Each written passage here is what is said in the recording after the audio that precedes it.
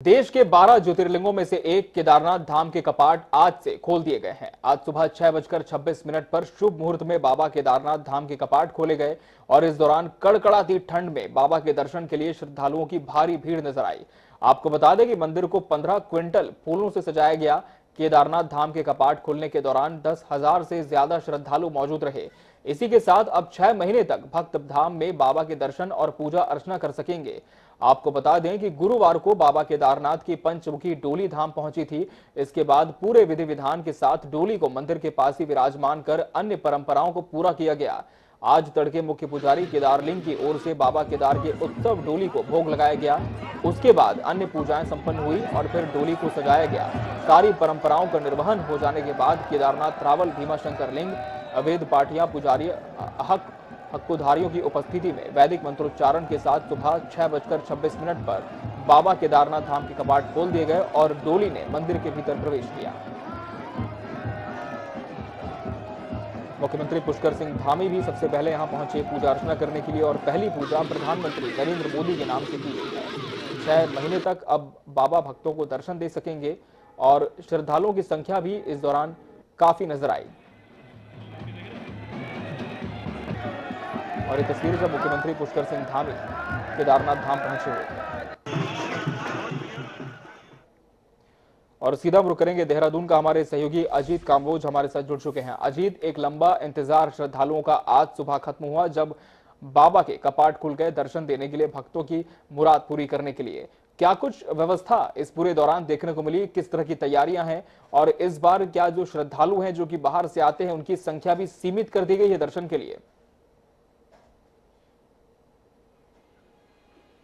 बिल्कुल अमित, अगर उत्तराखंड की बात की जाए तो चारधाम यात्रा विधिवत अपना आकार लेने लगी है। 3 धाम के कपाट खुल चुके हैं और आज सुबह ही जिस तरह से 6:25 पर केदारनाथ धाम के कपाट खुले हैं तो सबसे बड़ा जो एक क्रेज बोले सीधे सीधे आम यात्रियों में रहता है कि केदार बाबा के दर्शन करने हैं और 6 माह के लिए कपाट खुल चुके हैं। तो आज से ही भक्तों के आने का सिलसिला यहाँ पर शुरू हो चुका है। हालांकि जो सरकार की तरफ से एक आंकड़ा तय किया गया है यात्रियों की सीमित संख्या को देखते हुए, वो केदारनाथ धाम के लिए लगभग 12,000 का तय किया गया है। लेकिन आज के अगर आंकड़ों पर नजर डालें तो जो भक्तों की भीड़ थी सुबह जो मंदिर के क्षेत्र में फैली हुई थी वो लगभग 15 से 20 हजार थी। तो साफ समझा जा सकता है कि भक्तों में कितना क्रेज था और कितना इंतजार था कि कैसे वो बाबा के दर्शन करें। और सुबह ही अगर 15 से 20 हजार भक्त बाबा केदार के दर पर मौजूद थे तो आने वाले 6 माह में कितनी बड़ी संख्या यहाँ पर होगी। ऑल ओवर अगर चारों धामों के दर्शनार्थियों की बात की जाए तो लगभग 4 लाख से ज्यादा का रजिस्ट्रेशन अब तक हो चुका है चारों धामों में दर्शन को लेकर। और अब केवल बद्रीनाथ धाम के कपाट बचते हैं जो 8 मई को सुबह खुलेंगे। तो उसके बाद से चारधाम यात्रा का जो विधिवत यात्रा का संचालन है वो शुरू हो जाएगा। केदारनाथ दर्शन को लेकर सरकार की तरफ से कई तरह की व्यवस्थाएं यहां पर बनाई गई है। खुद मुख्यमंत्री पुष्कर सिंह धामी सुबह कपाट उद्घाटन के मौके पर मौजूद थे और उनकी तरफ से पूजा अर्चना भी यहाँ पर की गई है। और साफ तौर पर जो भक्त यहाँ पर पहुंचे थे, यात्री यहाँ पर पहुंचे थे, उनके साथ उनकी बातचीत भी हुई है। और जो तमाम तरह की व्यवस्थाएं बनाने का दावा सरकार की तरफ से किया गया है वो केदारनाथ के धाम पर जाकर साफ तौर पर नजर भी आता है। हालांकि भक्तों की ज्यादा भीड़ के चलते कई तरह की अव्यवस्थाएं होने की बात भी यहाँ पर निकलकर सामने आई। लेकिन साफ है कि भक्तों का एक जो हुजूम है, एक जो उनकी आस्था है वो इन सब चीजों पर भारी पड़ती हुई नजर आई है। 12,000 का आधिकारिक आंकड़ा सरकार की तरफ से है कि इतने ही लोग प्रतिदिन यहाँ पर दर्शन के लिए उपलब्ध हो सकते हैं। लेकिन आज के सुबह के अगर दर्शनार्थियों की भीड़ पर नजर डाले तो लगभग 15 से 20 हजार के करीब भक्त यहाँ पर मौजूद थे। बिल्कुल, और निश्चित तौर पर जब भक्त बड़ी संख्या में पहुंचते हैं तब सुरक्षा भी एक बड़ा मसला यहां पर हो जाता है कि किस तरह से भक्तों की इस पूरी भीड़ को नियंत्रित कर सके ताकि किसी तरह की हताहत ना हो और बारी बारी से सभी को दर्शन करने का मौका मिले। अगर अजीत वहां के मौसम की हम बात करें तो मौसम किस तरह से वहां पर बना हुआ है?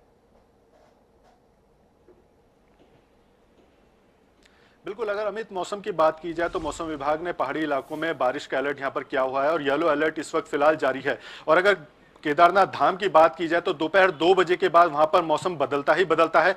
बारिश और तूफान वहां प्रतिदिन का है कि वो आता ही है।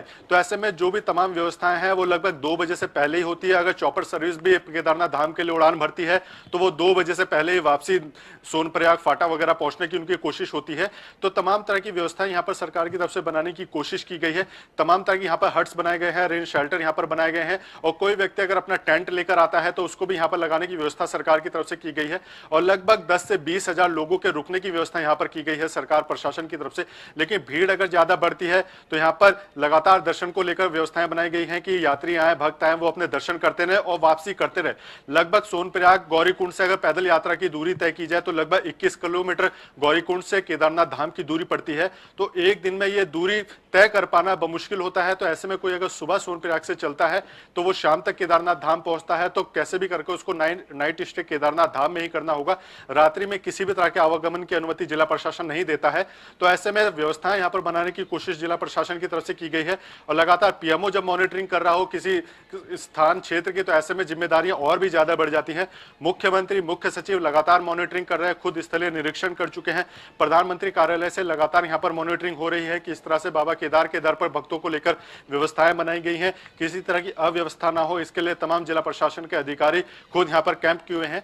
तो सरकार की पूरी कोशिश है कि भक्तों के जो आने का सिलसिला है, एक जो 2 साल के बाद कोरोना के चलते यात्रा स्थगित रही थी, अब विधिवत यात्रा अपना आकार ले रही है, तो किसी भी तरह की दिक्कतें ना हो और विधिवत यहाँ पर पूजन अर्चन किया जा सके। बिल्कुल अजीत, सही कहा आपने कि जब पीएमओ की तरफ से मॉनिटरिंग है तो ऐसे में सुरक्षा को लेकर किसी भी तरह से कोताही नहीं बरती जा सकती, खासकर ऐसे मौके पर जब प्रतिदिन 10 से 15 हजार की संख्या में श्रद्धालुओं के पहुंचने का सिलसिला वहां पर जारी रहेगा। बहुत शुक्रिया अजीत आपका हमसे जुड़ने के लिए, तमाम जानकारी पहुंचाने के लिए।